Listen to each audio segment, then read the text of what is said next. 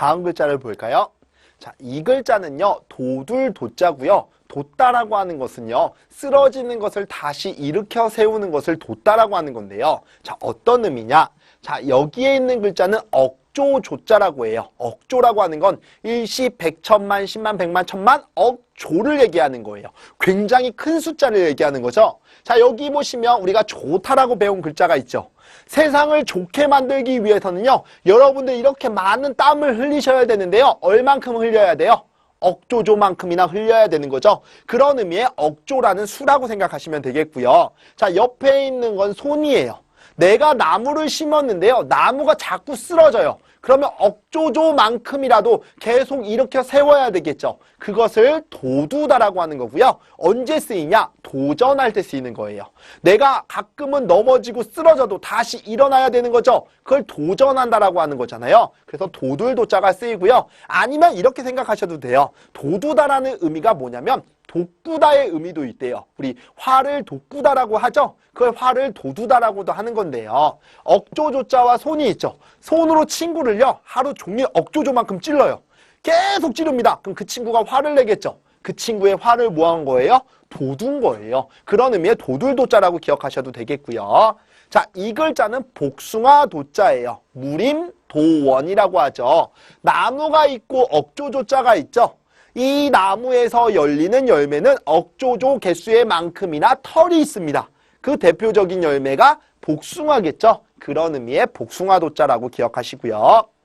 자, 이 글자는요, 난간란자예요. 난간이 뭐예요? 우리 발코니처럼 쳐놓은 거, 나무를 엮어가지고 이렇게 떨어지지 말도록 해놓은 게 난간이겠죠. 그럼 어떤 의미냐? 문문자 보이세요?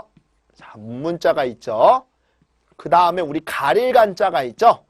일반 현관문하고 가리기 위해서 2층에다가 나무를 엮어서 만들어 놓은 장치를 해놓은 거예요. 그게 바로 뭐예요? 난간이에요. 예전에 어떤 사건이 있었냐면 옛날에는 이렇게 여닫이문이 많죠. 현관도 여닫이문이고 2층도 여닫이문인데요. 아이들은 그게 현관문인지 2층 문인지 구별을 못하죠.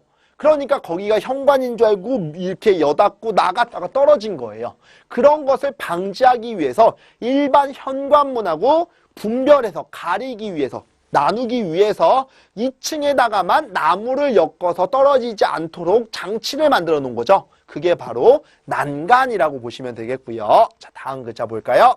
자, 이 글자는요, 빛날 난자예요. 어떤 걸 생각하시냐면 옛날에는 우리가 장례를 치를 때요, 집에서 많이 치렀어요. 그래서 이 집은 초상집이다라는 걸 나타내기 위해서 문에다가요, 이런 노란 등을 달아놨었어요. 이런 노란 등을. 그럼 여기는 불이 피어오르죠. 그러니까 반짝반짝 빛날 거 아니에요. 그러면 어떤 의미냐? 문문자와 가리다와 불이 있는 거죠. 옛날에는요, 집들이 다 비슷비슷하게 생겼어요. 근데 어떤 집이 초상집인지 모르죠. 그러니까 초상집에는 이렇게 노란 등을 달아놨던 거예요. 등을 달아놓으면 다른 집 대문하고 분별할 수 있겠죠. 다른 집 문하고 가릴 수 있겠죠. 그래서 이 집이 초상집이구나 라고 찾아갈 수 있었습니다. 그런데 이 불에 의해서 여기가 반사가 되겠죠, 문이. 그러니까 반짝반짝 빛나 보였다라고 하는 거예요. 그런 의미의 빛날 난자고요. 다시 한번 정리하면 일반 집, 다른 집 대문하고 가리기 위해서, 분별하기 위해서 초상집은 등불을 달아놨다라고 했죠. 그 등불로 인해서 반짝반짝 빛나 보였다라고 기억을 하시면 되겠습니다. 자, 그러면 우리 또 다음 글자를 또 한번 배워보도록 하겠습니다. 자, 다음 글자를 한번 볼까요? 자, 이 글자는요, 난초란자예요. 난초라고 하는 풀은 굉장히 고가고 비싸죠. 자, 여기 보시면 문이 있어요. 그 다음에 가릴간자가 있죠. 자, 이 풀은 야생에서 자라는 풀이 아니고요. 또 그냥 밖에 있는 잡초처럼요, 흔하디 흔한 천한 풀이 아니에요. 그러니까 일반 풀하고 가리기 위해서 문 안으로 가지고 들어와서 길렀던 풀이에요. 밖에 그냥 자라고 있는 그런 잡초가 아니기 때문에 다른 풀과 가리기 위해서 우리 집 문 안으로 가지고 와서 길렀던 풀입니다. 그게 바로 뭐예요? 난초가 되는 거겠죠. 그런 의미의 난초란자라고 기억하시고요. 자, 이 글자는요, 문이 문자예요. 어떤 의미냐? 실이 있고요, 그럴 문자가 있죠.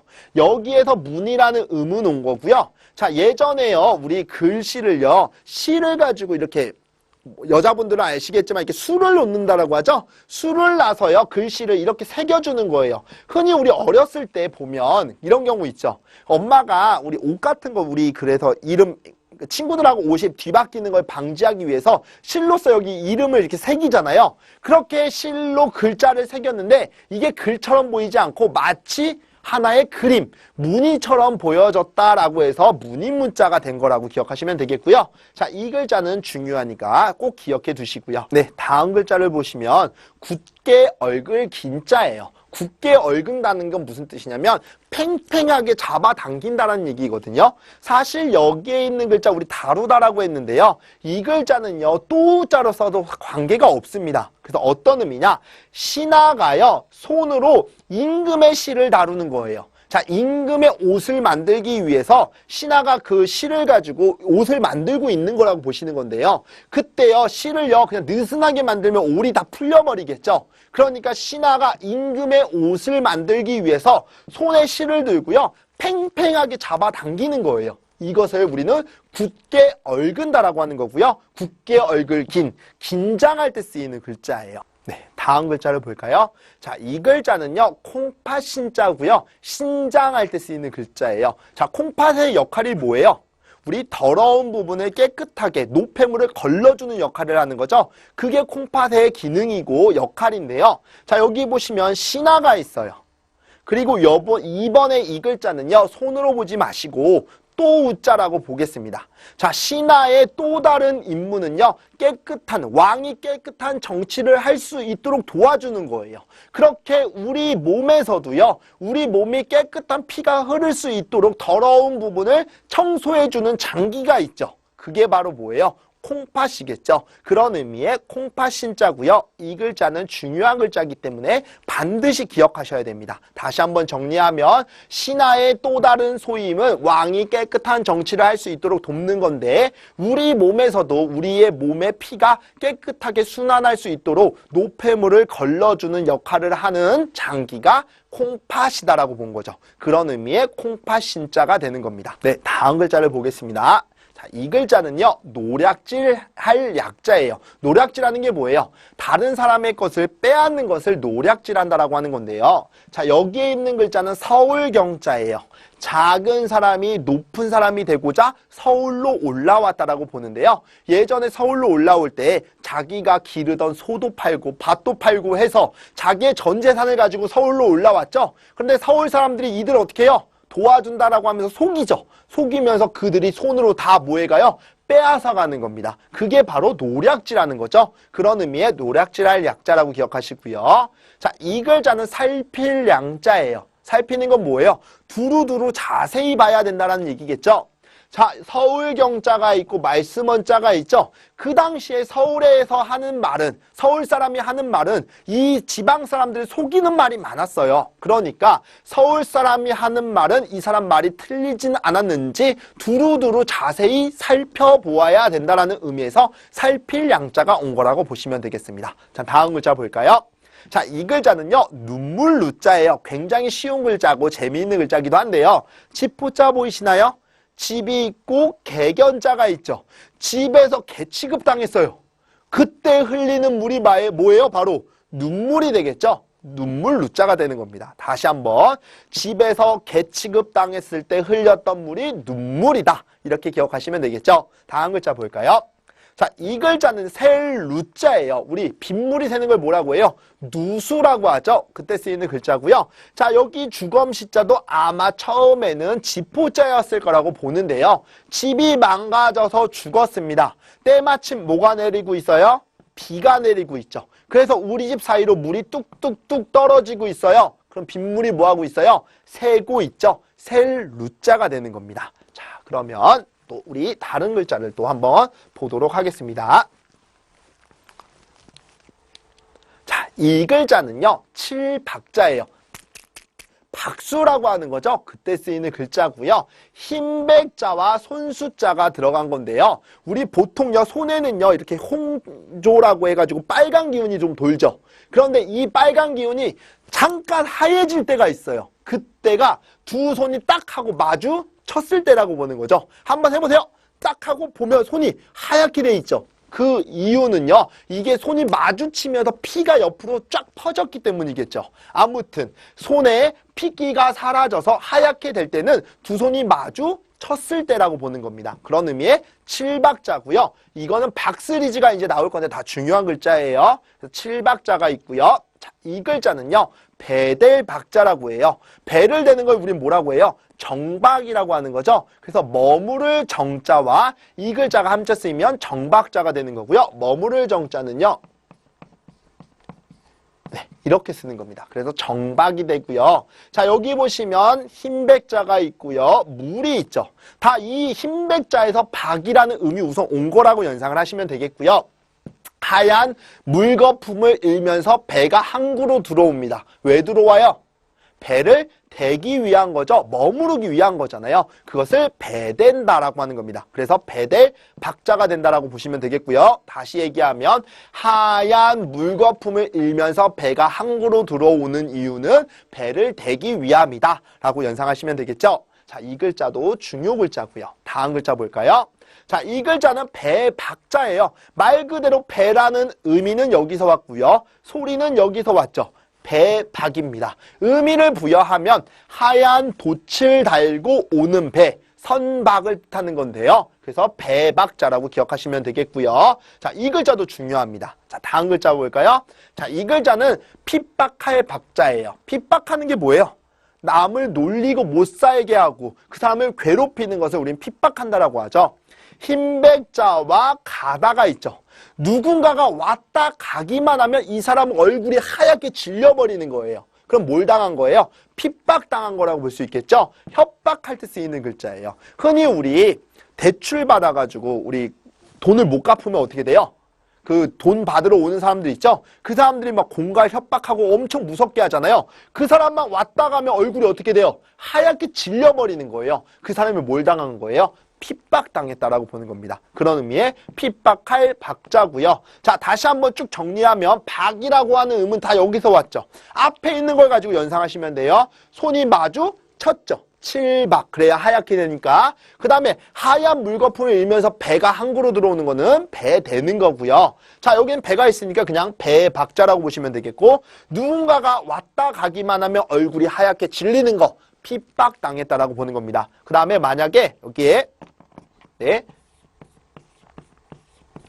이게 위협할 협자라고 이제 나중에 나올 건데요. 위협할 협자가 오면 협박이 되는 겁니다. 이렇게 여러분들이 중요한 글자들 꼭 잘 기억해 두시기 바라겠고요.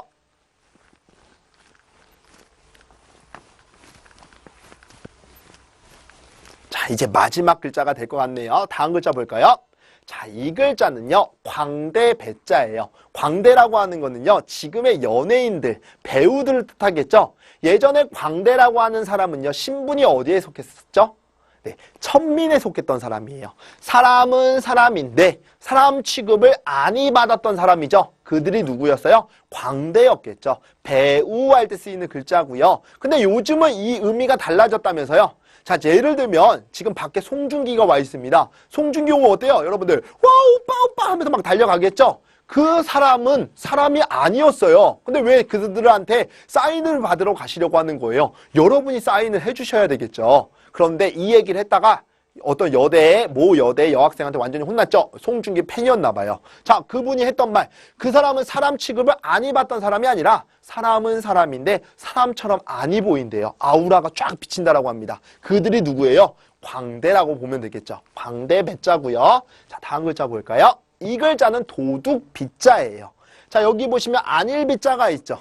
그 다음에 감추다가 있죠. 해서는 아니 되는 행동을 했어요. 남의 걸 훔쳤겠죠. 그리고 나서 자기의 몸을 숨기고 있어요. 그 사람이 바로 누구예요? 도둑이겠죠. 도둑 빗자가 되는 거고요. 자, 다음 글자 볼까요? 자, 이 글자는 물리칠 배자입니다. 그러면 이 글자 하면 떠오르는 게 하나 있어야 되겠죠. 물리칠 척자, 배척이 되는 거고요. 자, 배척이라고 하는 건 다가오지 못하도록 쳐내는 거라고 했었잖아요. 손이 있고 안일 빗자가 있죠. 해서는 아니 되는 행동을 누군가가 나에게 자꾸 유혹하면서 하라고 하는 겁니다. 그 과감하게 손으로 뭐 할 수 있어야 돼요? 물리칠 수 있어야 되겠죠. 예를 들면 지금 굉장히 배가 고파요. 배가 고프다고 누가 우리 편의점 가서 빵 훔쳐 먹자라고 하는 겁니다. 해서는 아니 되는 행동이죠. 근데 저한테 자꾸 그걸 요구하고 같이 하자고 해요. 그럴 때는 손으로 뭐 해야 돼요? 밀어내야 되겠죠? 물리쳐야 된다라고 본 겁니다. 네, 마지막 글자 볼까요? 자, 이 글자는요, 헐회자고요. 이 헐이 아니고요. 뭔가 달았다라는 의미가 있어요. 자, 여기 보시면 절구가 있죠. 그리고 만들다라고 하는 부수 장인공자, 그 다음에 창수자가 있죠.